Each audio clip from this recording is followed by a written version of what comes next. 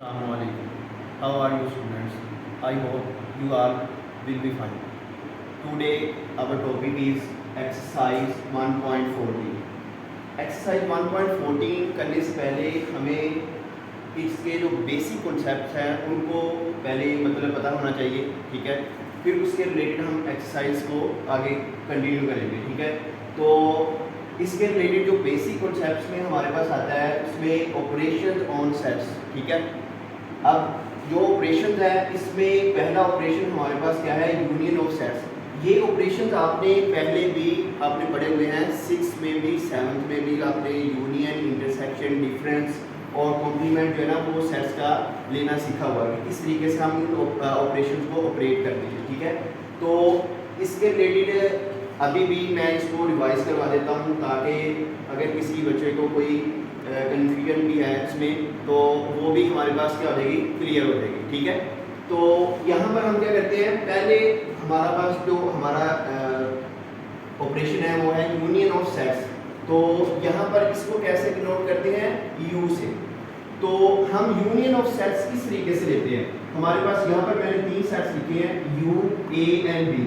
सबसे पहले मैं क्या करूँगा, ए यूनियन बी। जब भी आपने यूनियन लेना है तो 2 सेट्स के ऊपर हम यूनियन लेंगे।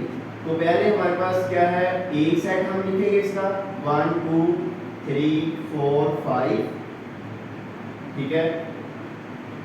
यूनियन बी सेट 3 4 5 6 एंड 7, ठीक है।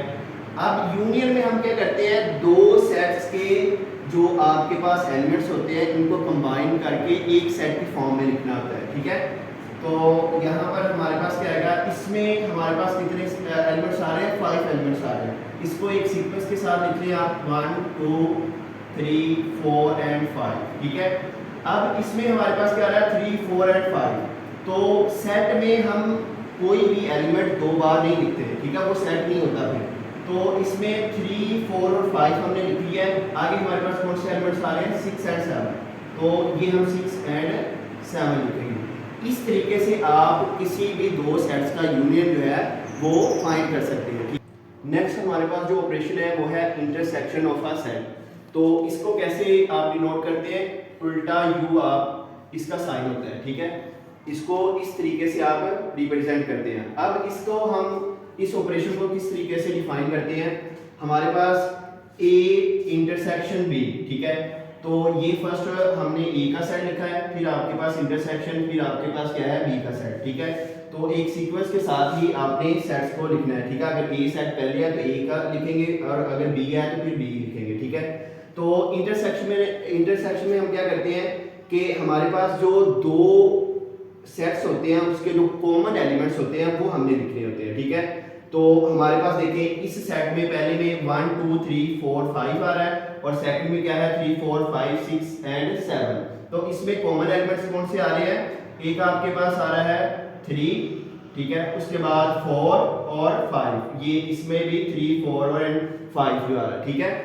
एक जो 1 सेट है वो 1 एलिमेंट जो है वो पहले सेट में आ रहा है और सेकंड में नहीं आ रहा, तो ये कॉमन नहीं है। और जो 2 है वो भी कॉमन नहीं है। तो 3 4 एंड 5 जो है वो कॉमन है, तो इस वजह से हमारे पास जो इन दोनों का इंटरसेक्शन होगा वो क्या आएगा, 3 4 एंड 5, ठीक है।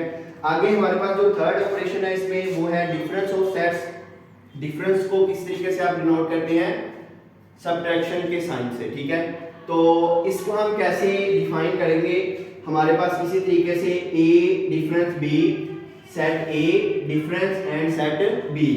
अब डिफरेंस हम 2 सेट्स का किस तरीके से लेते हैं, सेट ए के वो एलिमेंट्स आपने लिखने होते हैं जो सेट बी में नहीं होते। मतलब सेट ए के वो एलिमेंट्स आपके पास जो सेट बी में प्रेजेंट नहीं होंगे। जैसे हमारे पास देखें 1 जो है वो आपके पास सेट ए में आ रहा है लेकिन सेट बी में वो नहीं प्रेजेंट, तो ये हम लिखेंगे। उसके बाद जो 2 है वो एलिमेंट बी सेट में नहीं आ रहा तो वो भी लिखेंगे, ठीक है। अब इसके बाद आपके पास क्या है, 3 एलिमेंट जो है वो बी में भी आ रहा है, ये कॉमन एलिमेंट है, ये हम नहीं लिखेंगे इसमें। 4 भी कॉमन एलिमेंट है, ये भी नहीं लिखा जाएगा। 5 भी कॉमन आपके पास है तो ये भी आपके पास नहीं लिखा जाएगा, ठीक है।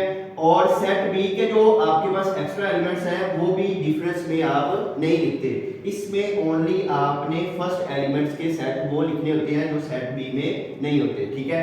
आगे हमारे पास जो लास्ट जो है ऑपरेशन इसमें कॉम्प्लीमेंट ऑफ अ सेट, ये कॉम्प्लीमेंट जो है ये भी डिफरेंस के रिलेटेड होता है, लेकिन आपने कॉम्प्लीमेंट जो है वो किस तरीके से लेना होता है,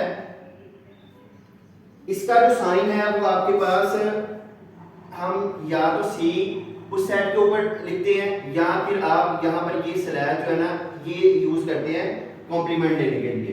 तो यहाँ पर इसको ऐसे डिनोट किया जाता है ए का कॉम्प्लीमेंट